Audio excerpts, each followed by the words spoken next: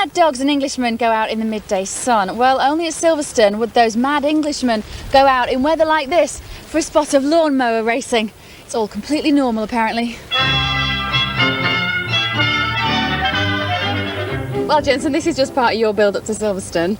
Was this your idea of fun this morning? It's great, isn't it? It's fantastic in the rain. Now, what do you think of these machines? I've been checking them out. They look quite lethal. They look very fast, don't they? Have not very aerodynamic. Not really. You're looking forward to having a go? Yeah, I am actually, yeah. Now, we're bringing in Ted, because he's going to be your main rival today. Oh, come on.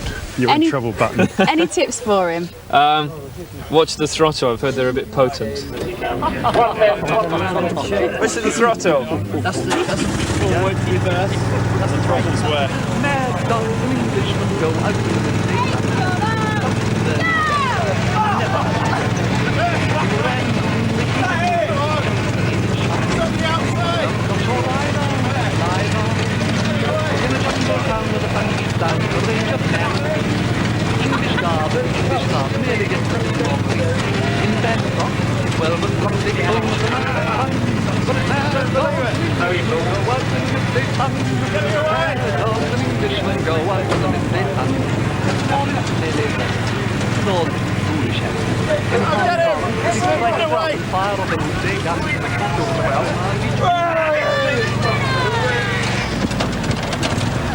Ted Kravitz, well, never known in his life.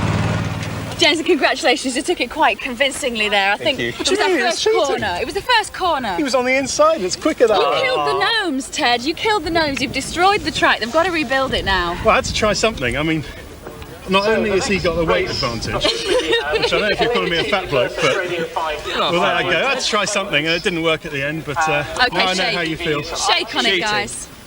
Well done. Okay. Get him involved as well. Dogs and Englishmen go out in the midday sun.